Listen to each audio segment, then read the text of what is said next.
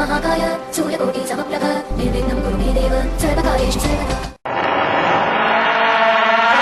जब रात होती है तो हम एक दिया जला लेते हैं और उसकी रोशनी में खुद को महफूज समझते हैं, मगर उस रोशनी के परे जो अंधेरा है वो अपने अंदर बहुत सारी कहानियां समेटे हुए है और इन्हीं कहानियों को आप तक लेकर आता है रात के अंधेरे में।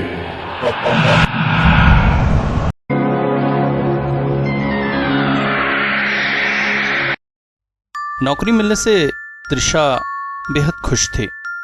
वैसे भी पिछले दिनों जो हालात गए उसमें उसकी अच्छी खासी जॉब छूट चुकी थी। पेपर में जब बेबी सिटर की इस जॉब के बारे में पता चला तो उसने तुरंत ही कांटेक्ट किया। हालांकि उसके पास ऐसा कोई एक्सपीरियंस नहीं था, मगर मिस्टर सेन ने उसे ये जॉब दे दी। मिस्टर सेन की बेटी मॉम, उसी की देखभाल करनी थी।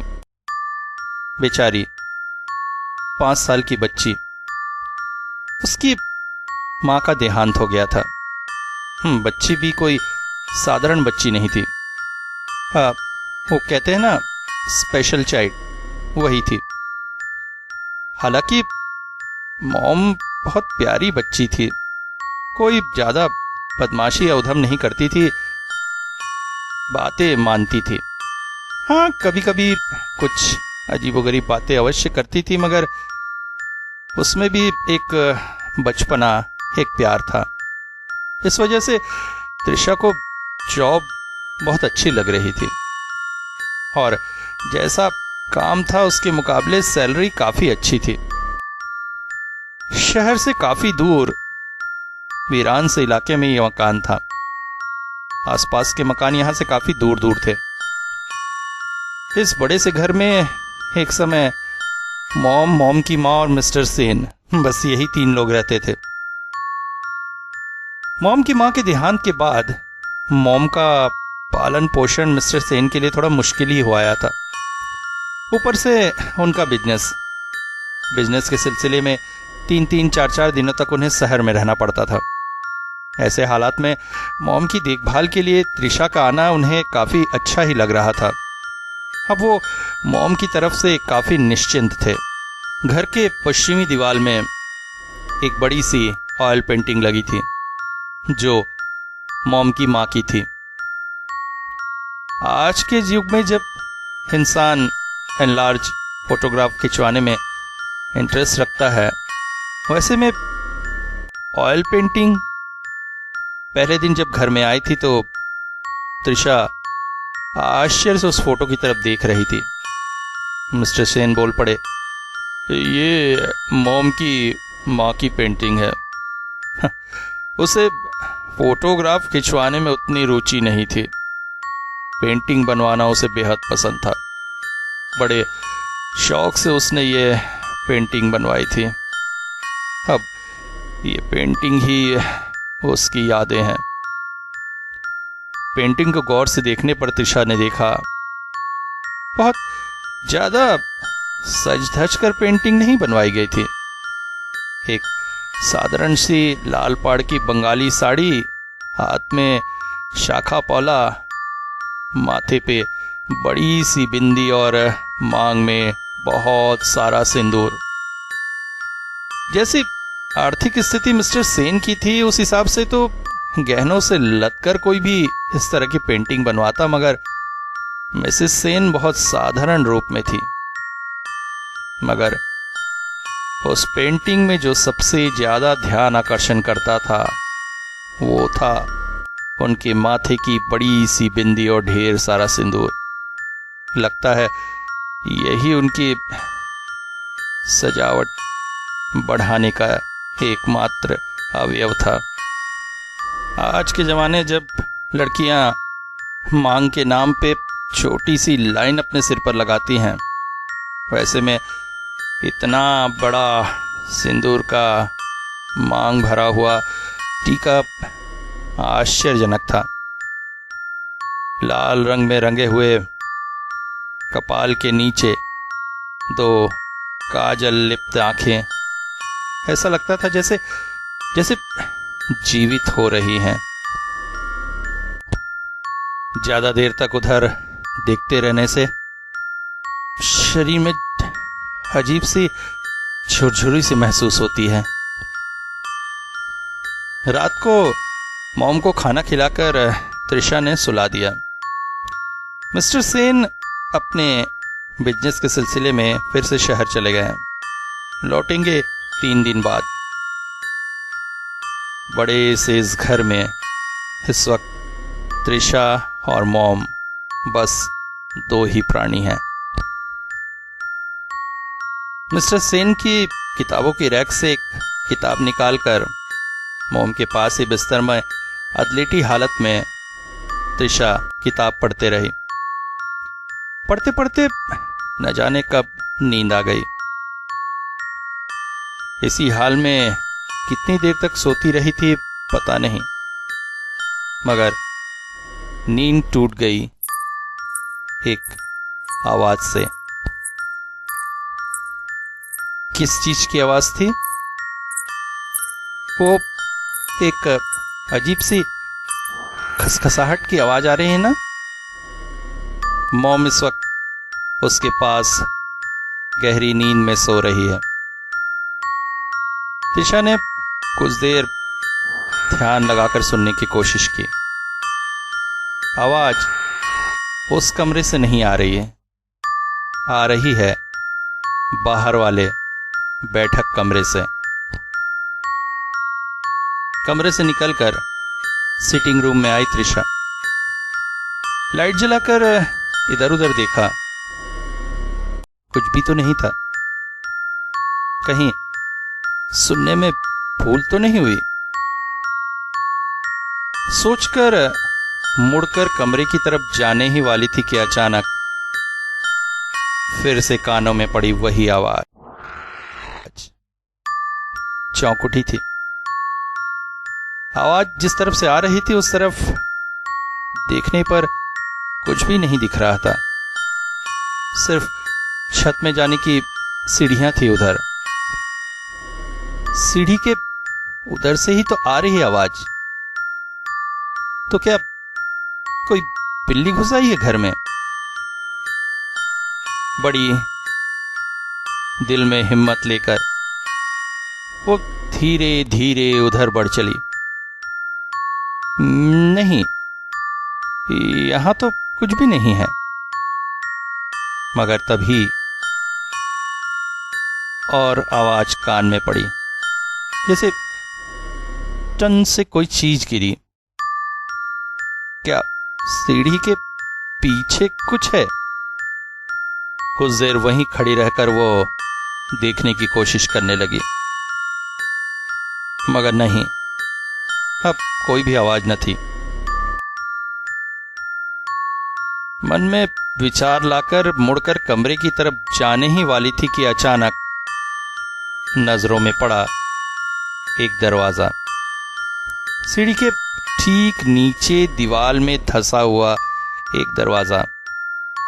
यहां पर ठीक से रोशनी नहीं आती है, इस वजह से इधर ध्यान ही नहीं जाता है।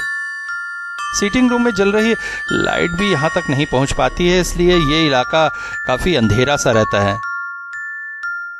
अतः सामान्यतः यहां पर इस दरवाजे को देख पाना किसी के लिए भी संभव नहीं है। त्रिशा ने दरवाजे को खोलने की कोशिश की,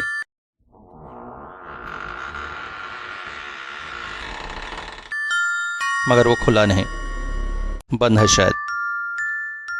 जरूर यहां पर स्टोर रूम जैसा कुछ होगा और लकड़ी के इस दरवाजे को चूहे वगैरह कोई काट रहा था, इसी वजह से शायद वो आवाज हो रही थी। त्रिशा एक शांति की निश्वास छोड़ के धीरे से कमरे की तरफ वापस आ गई। कमरे में आते ही उसने देखा मॉम उठकर बिस्तर पर बैठी हुई है, उसकी तरफ एकटक देखे हुए है। मॉम की आंखें साधारण बच्चों की आंखों से थोड़ी बड़ी है। अचानक देखने पर डर सा लग जाता है। त्रिशा का भी दिल धक सा हो उठा था। फिर अपने आप को संभालकर उसने कहा, मॉम क्या बात है, नींद टूट गई तुम्हारी, पानी पियोगी? उसी तरह एकटक उसकी तरफ देखते हुए मॉम अचानक बोल पड़ी, कौन आया था? त्रिशा ने उसके सिर पर हाथ फेरते हुए कहा, कोई नहीं बेटा, मैं थोड़ा सा बाहर गई थी। मगर मॉम अपना सिर ऊपर नीचे हिलाते हुए फिर से पूछ बैठी, कौन कौन आया था? कोई नहीं कहा ना बेटा, तुम थोड़ा सा सो जाओ, आओ। कौन कौन कौन आया था? कौन कौन आया था? कौन आया? सोकर भी मॉम कुछ देर तक यही वाक्य बार बार दोहराती रही। बीच बीच में इसी तरह से वो किसी एक बात को बार बार दोहराती है, तब उसे संभालना थोड़ा मुश्किल हो जाता है। मगर अभी थोड़ी सी कोशिश से ही त्रिशा ने उसे सुला दिया। फिर वो खुद भी सो गई। अगली रात को एक बार फिर से मॉम को खाना खिलाने के बाद अचानक ही मिस्टर सेन का फोन आया। मॉम के बारे में और घर के बारे में उन्होंने जानकारी ली। मॉम को सुलाने के बाद त्रिशा कुछ देर बैठकर किताब पढ़ना चाहती थी, मगर आज मन नहीं कर रहा था। आज ठंड कुछ ज्यादा थी और वैसे भी शहर से आउटर में होने की वजह से इस जगह ठंड और ज्यादा है। उसने घर के लगभग सभी खिड़कियां अच्छी तरह से बंद कर दी, मगर अपने कमरे का दरवाजा उसने बंद नहीं किया। रात में अगर मॉम को बाथरूम वगैरह जाना हुआ तो फिर से दरवाजा खोलना पड़ेगा। रात में उठने की जरूरत को देखते हुए एक नाइट बल्ब उसने जलता छोड़ दिया। ठंड की वजह से आज किताब पढ़ने में मन नहीं लग रहा था। वो जाकर सो गई। बहुत रात को एक बार फिर उसकी नींद खुल गई। आंख खोलकर त्रिशा को फिर किसी आवाज की उपस्थिति महसूस हुई। पास में देखने पर थोड़ा सा चौंकी वो। मॉम बिस्तर पर उठकर बैठी हुई थी और एकटक खुले हुए दरवाजे की ओर देखी हुई थी। क्या हुआ मॉम, नींद टूट गई है? अरे मुझे बुलाया क्यों नहीं? मॉम कोई भी उत्तर न देकर एकटक खुले हुए दरवाजे की तरफ देखते रही, जैसे किसी आश्चर्यजनक वस्तु को उसने देख लिया है। क्या ऐसा देख लिया उसने? उधर क्या देखे हुए हो? त्रिशा ने पूछा। त्रिशा ने भी खुले दरवाजे की तरफ देखा और देखते ही चौंक उठी। ऐसा लगा जैसे कुछ एक चीज वहां से एक पल में हट गई। त्रिशा तुरंत से बिस्तर से उतरकर लाइट जला दिया। लाइट की रोशनी बाहर बैठक रूम तक जा पड़ी थी और उसी रोशनी में उसने देखा एक इंसानी आकृति धीरे धीरे अंधेरे में विलीन हो गई। उस एक झलक में ही त्रिशा ने देखा वो परछाई साड़ी पहने हुए थी। तुम यहीं रहना, ठीक है? मैं थोड़ी देर में आती हूं, यहां से हिलना मत, उसने मॉम से कहा। त्रिशा ने देखा मॉम के चेहरे पर हल्की हल्की हंसी फूट रही है, आश्चर्य कर देने वाली हंसी। किसी मुसीबत से अनजान इस भोली भाली बच्ची के चेहरे पर हंसी देखकर त्रिशा को बहुत बहुत प्यार आ रहा था। उसने मॉम के सिर पर प्यार से हाथ फेरा और बाहर बैठक में निकल आई। बैठक में पहुंचकर लाइट जलाने ही वाली थी कि एक बार फिर से त्रिशा ने उस परछाई को दोबारा देखा।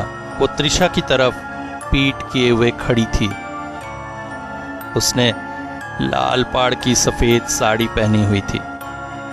बाल खुले हुए थे। खुले बाल कमर से नीचे तक थे। हाथों में शाखा पौला पहने हुए थे।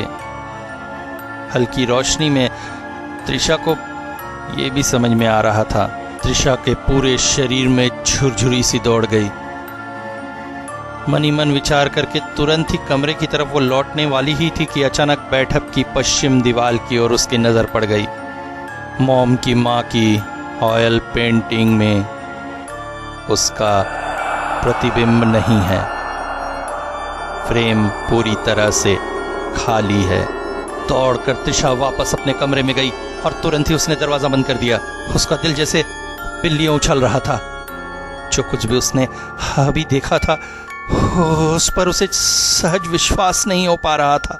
दरवाजा बंद करते ही साथ बिस्तर से जैसे उछल कर उतर आई मॉम और दरवाजे को दोनों हाथों से पकड़कर जोर जोर से खींचने लगी। दरवाजा खोलो, खोलो दरवाजा, दरवाजा बंद नहीं करना, नहीं करना, दरवाजा बंद नहीं करना। त्रिशा ने भरसक प्रयास किया कि वो उसे वहां से हटा ले, मगर वो किसी भी तरह से सफल नहीं हो पा रही थी। इतनी शांत बच्ची अचानक इतनी उग्र कैसे हो उठी थी? अब वो और उग्रता से जोर जोर से चीखने लगी, दरवाजा बंद नहीं करना, नहीं करना। डर के मारे त्रिशा को समझ में नहीं आ रहा था वो क्या करे। उसने मॉम के कंधे पकड़कर हिलाते हुए कहा, क्या हुआ मॉम? तुम इस तरह से क्यों कर रही हो? क्यों मैं बंद नहीं करूं दरवाजा? बोलो क्या हुआ है? अचानक चीखती हुई मॉम ने शांत रूप धर लिया। उसकी तरफ देखकर हल्का सा मुस्कुराई, फिर त्रिशा के कान के पास अपने होंठ लाकर बोली, माँ आएगी।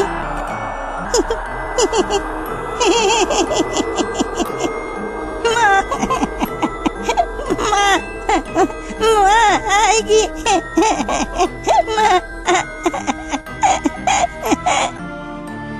उसके बाद अपने हाथों से मुंह को दबाए हुए इस तरह से हंसने लगी कि त्रिशा को जैसे डर सा लगने लगा था।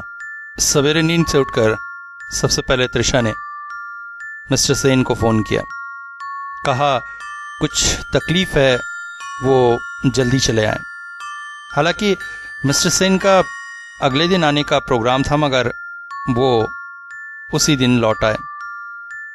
दोपहर तक वो घर आ चुके थे। सारी बातें सुनकर मिस्टर सेन मुस्कुराए। आप लगता है नींद की आंखों में कुछ भूल देखी है। अब कभी कभी नींद से अचानक जागो तो ऐसा होता है। ये देखिए, पोर्ट्रेट तो अपनी जगह बिल्कुल वैसे ही है कि नहीं? अब असली में क्या है, इतने बड़े घर में एक छोटी सी बच्ची के साथ आप रह रही है ना, उसी वजह से थोड़ा सा हेलुसिनेट हो गई होंगी। पेंटिंग जो पहले की तरह अपनी ही जगह पर रखी हुई है, वो त्रिशा ने सवेरे उठते ही सबसे पहले देख लिया था और उससे वो और आश्चर्यचकित हो गई थी। मगर मिस्टर सेन की बात के ऊपर वो कुछ बोल न सकी। बहुत दूर ट्रैवलिंग करके आए हैं कहकर मिस्टर सेन खा पी कर सोने चले गए। उनका सर भी दुख रहा था। दोपहर को मॉम सोना नहीं चाहती। वो अपनी ड्राइंग बुक में कलर कर रही थी। त्रिशा भी उसके पास ही बेड पर लेटी हुई थी। कुछ देर लेटे रहने के बाद अचानक त्रिशा वहां से उठ गई। धीरे धीरे टहलते हुए वो मॉम की मां के उसी ऑयल पेंटिंग के सामने जाकर खड़ी हुई। सब कुछ सामान्य ही तो है, मगर नहीं, कुछ एक बदलाव है, बहुत हल्का सा, नहीं तो तुरंत ही नजर में पड़ता। बहुत गौर से देखने के बाद त्रिशा को महसूस हुआ पेंटिंग में लाल रंग की मात्रा थोड़ा ज्यादा ही महसूस हो रही थी।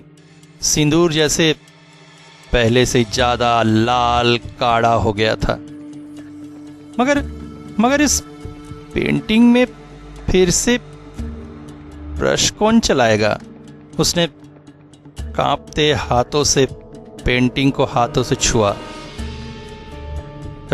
नहीं, कोई परिवर्तन नहीं है। मगर जैसे ही उसके हाथ मांग की तरफ गए, उसके हाथों में लग गया थोड़ा सा लाल रंग। लाल रंग या फिर सिंदूर। चौंक कर 2 पांव पीछे चली आई त्रिशा कि क्या सब हो रहा है। उसे कुछ समझ में नहीं आ रहा था। मिस्टर सेन को बुलाकर उसे दिखाना चाहिए। नहीं, रहने दो। मन में यही सब विचार लेकर बैठक में टहलती रही त्रिशा। मॉम अभी भी अपनी ड्राइंग बुक में रंग भर रही थी। त्रिशा कभी भी इस तरह की बातों को नहीं मानती थी, मगर यहां रहते हुए उसे लग रहा था कि इस घर में कुछ ना कुछ अस्वाभाविक अवश्य है। कल रात को उसने अपनी आंखों से देखा था उस परछाई के कपड़े बिल्कुल मॉम की मां की तरह थे, जैसे इस ऑयल पेंटिंग में। वही लाल पाड़ साड़ी, वही खुले बाल, हाथों में सिर्फ शाखा और पौला। घर पे उस वक्त उसके और मॉम को छोड़ के तीसरा कोई भी नहीं था। और महिला तो कोई भी नहीं। टहलते टहलते अचानक उसकी नजर गई सीढ़ी के नीचे वाले उस दरवाजे की तरफ। उस दरवाजे के सामने वाली जमीन पर कुछ गिरा हुआ है, कुछ बारीक बारीक सा। वहां पहुंचकर उसने उस चीज को हाथ से छुआ।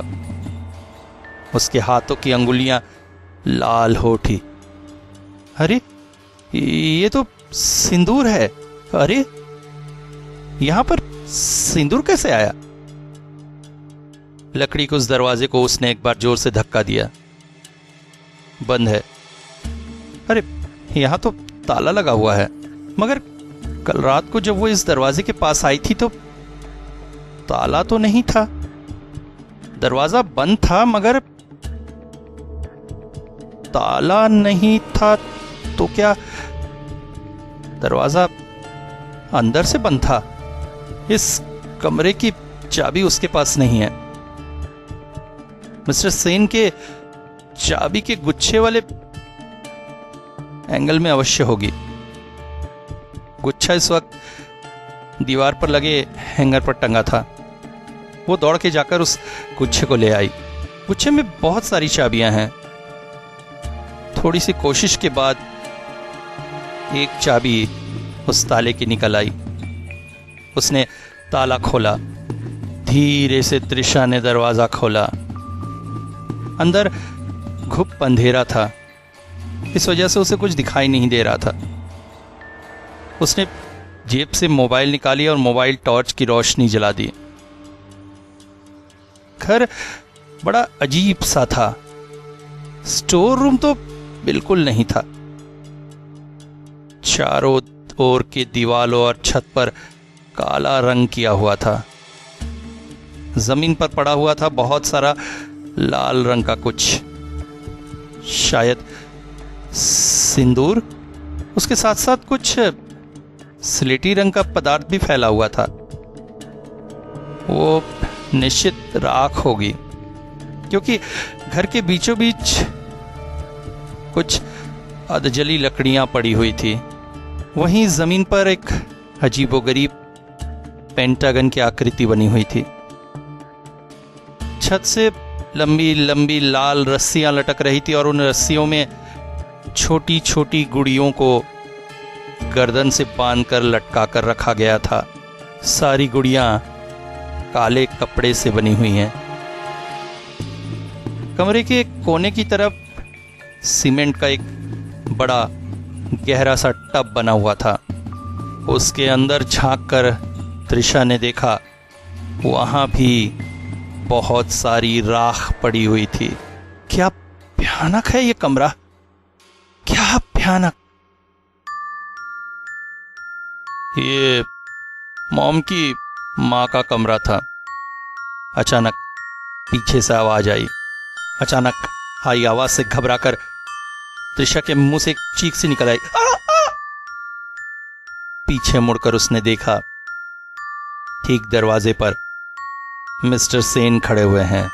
त्रिशा घबराकर इस तरफ बिना इजाजत कमरे में आने की सफाई देने ही जा रही थी, मगर उसकी बात उसके मुंह में ही रह गई। मिस्टर सेन ने चश्मा उतारकर अपने कुर्ते के कोने से उसे साफ करते हुए कहा। कमरे के अंदर आते हुए बोले, मॉम की मां को एक बहुत बुरी आदत थी। वो यहां पर काला जादू या वुडू, जो भी कह लीजिए, उस सब की प्रैक्टिस करती थी। जस्ट रविश। बहुत मना करता था, बहुत डांटता था, मगर किसी तरह से मानती नहीं थी। आइए, बाहर आइए। कमरे में इस तरह खड़ा रहना कुछ अच्छा नहीं है। त्रिशा अपराधी की भांति उनके पीछे पीछे चली आई। दोनों सोफे पर बैठ गए। मिस्टर सेन फिर से बोल पड़े, मॉम की मां की ये सब आदत बहुत थी, मगर कैंसर डायग्नोस होने के बाद से जैसे पागलपन की हद तक ये सब उतर गया था। पहले वो खुद को ठीक करने के लिए ये सब की प्रैक्टिस करने लगी, मगर कुछ असर नहीं हुआ। कैंसर धीरे धीरे शरीर में फैलता चला गया। उसके बाद अचानक उसके दिमाग में आया कि भले ही वो मर जाए, मगर वो मॉम के पास हमेशा हमेशा के लिए रह जाएगी। इस घर की किसी एक चीज पर वो अपना अंश छोड़ जाएगी। इसी वजह से वो उस कमरे में दिन रात पड़ी रहती थी। उसके जाने के बाद मैंने सोचा था उस कमरे को साफ सुथरा कर लूंगा, मगर कर नहीं सका। जानती हैं, वो भी तो आखिर मॉम की मां की एक निशानी है। मैं नहीं चाहता वो घर मॉम की नजरों में पड़े। आशा करता हूं आज के बाद आप भी उस घर को दोबारा नहीं खोलेंगी। बहुत शर्म आ रही थी त्रिशा को। कौतूहल में जुड़कर एक ऐसा काम कर डाला था उसने। आज रात मॉम अपने पिता के साथ सोई थी। त्रिशा उसको दिए गए पास वाले कमरे में सो रही थी। आदत अनुसार किताब पढ़ते पढ़ते कब नींद आ गई उसे पता ही नहीं चला, मगर पिछली 2 रातों की तरह आज रात भी ठीक उसकी नींद खुल गई। आज भी कुछ आवाज आ रही थी। वो हड़बड़ाकर बिस्तर पर उठ बैठी, मगर आज ये आवाज बैठक वाले कमरे में नहीं थी, बल्कि उसके कमरे में ही आ रही थी। अचानक अंधेरे में आंखें थोड़ी सी सही होती साथ उसने महसूस किया उसकी बेड के ठीक थोड़ी दूरी पर एक परछाई खड़ी है, साड़ी पहने, खुले बालों में। वो हड़बड़ाकर उठी और जाकर लाइट का स्विच ऑन करने ही वाली थी कि अचानक एक हाथ ने उसका हाथ रोक दिया। अब उस परछाई का चेहरा स्पष्ट उसके चेहरे के सामने था। उसके सांसों की त्रिशा पूरी तरह से महसूस कर सकती थी। अंधेरे में त्रिशा को बस समझ में आया कि उस परछाई के मांग में था ढेर सारा सिंदूर और कपाल में एक बड़ा सा सिंदूर का बिंदी। आंख खुली तो त्रिशा को अंधेरे के अलावा कुछ भी नहीं दिख रहा था। क्या वो अपने कमरे में ही है? पर नहीं, यहां उतनी ठंड नहीं है। काफी आरामदायक है ये जगह, काफी गर्म है ये जगह। और थोड़े से अंधेरे में आंख सहे होने पर त्रिशा ने महसूस किया कि वो जगह पूरी तरह से अंधेरा नहीं है, कहीं से रोशनी आ रही है। फायरप्लेस, क्योंकि रोशनी जिस तरह से तेज और धीमी हो रही थी, ऐसा तो फायरप्लेस के पास ही होता है। वो हड़बड़ाकर उठकर बैठना चाहती थी, मगर नहीं।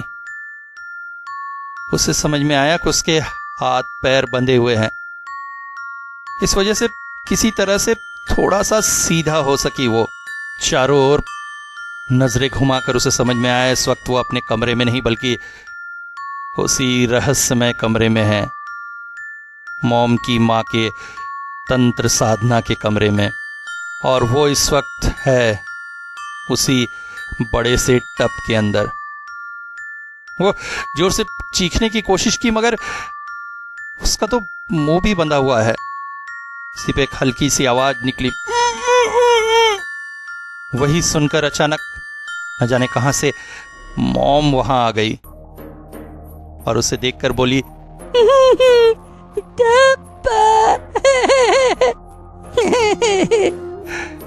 त्रिशा उसे कुछ समझाने की कोशिश करती कि अचानक मॉम के पीछे एक और आकृति आकर खड़ी हुई।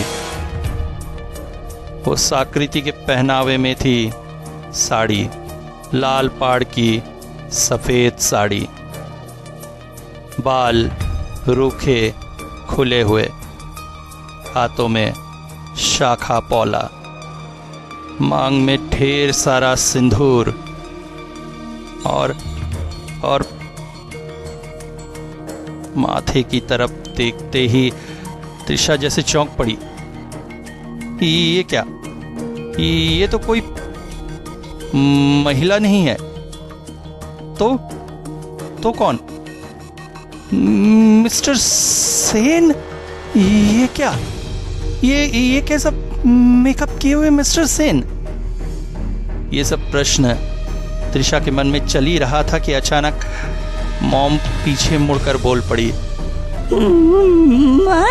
और कितने बाकी है? मिस्टर सेन अजीब सी महिलाओं के अंदाज में नाज नखरे के साथ बोले, उसे लेकर 6 हुए, अब बस 1। बस उसके बाद ही तुम्हारी माँ तुम्हारे पास चली आएगी मॉम।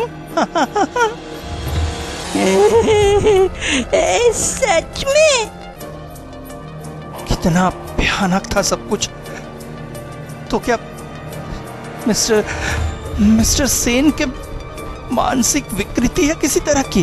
वो ये सब काला जादू करते हैं मॉम की माँ को फिर से जिंदा करने के लिए? तो क्या सवेरे उन्होंने सब कुछ झूठ कहा था? ये तो मानसिक रूप से बीमार है, बहुत ज्यादा बीमार। त्रिशा की तरफ देखकर चेहरे पर अत्यंत दुख के भाव लाते हुए मिस्टर सेन बोल पड़े, 7 लड़कियों की बलि नहीं देने से मॉम की माँ को मैं फिर से जिंदा नहीं कर पाऊंगा, इसीलिए न चाहते हुए भी ये सब करना पड़ता है मुझे। नियम ये सब नियम है।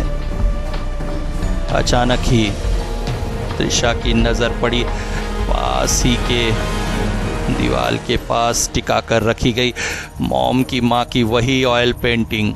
अचानक ही मॉम की तरफ देखकर मिस्टर सेन बोले, मॉम, बेटा तेल डाल दो। तेल? कैसा तेल? क्या तेल? पिता की बात सुनते ही साथ मॉम एक बड़ी सी बोतल ले आई और उसके ऊपर कुछ डालने लगी। अरे ये क्या?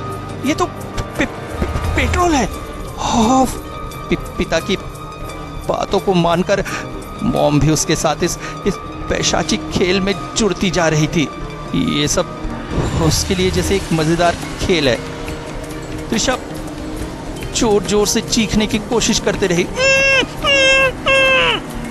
मगर उसके मुंह से सिर्फ गौ गौ की आवाज के अलावा कुछ भी नहीं निकल पा रहा था।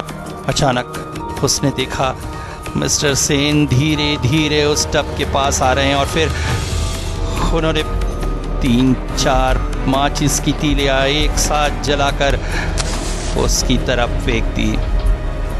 सामने क्या हो रहा था ये कुछ भी न समझ पाने के कारण मॉम अवाक होकर उस खेल को देख रही थी, क्योंकि बच्चे अवाक होना बहुत पसंद करते हैं।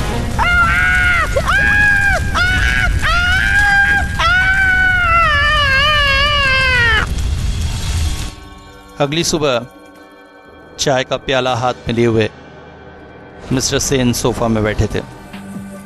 उनके पास ही मॉम भी बैठी थी, अपनी प्यारी सी गुड़िया के साथ गप मारती हुई।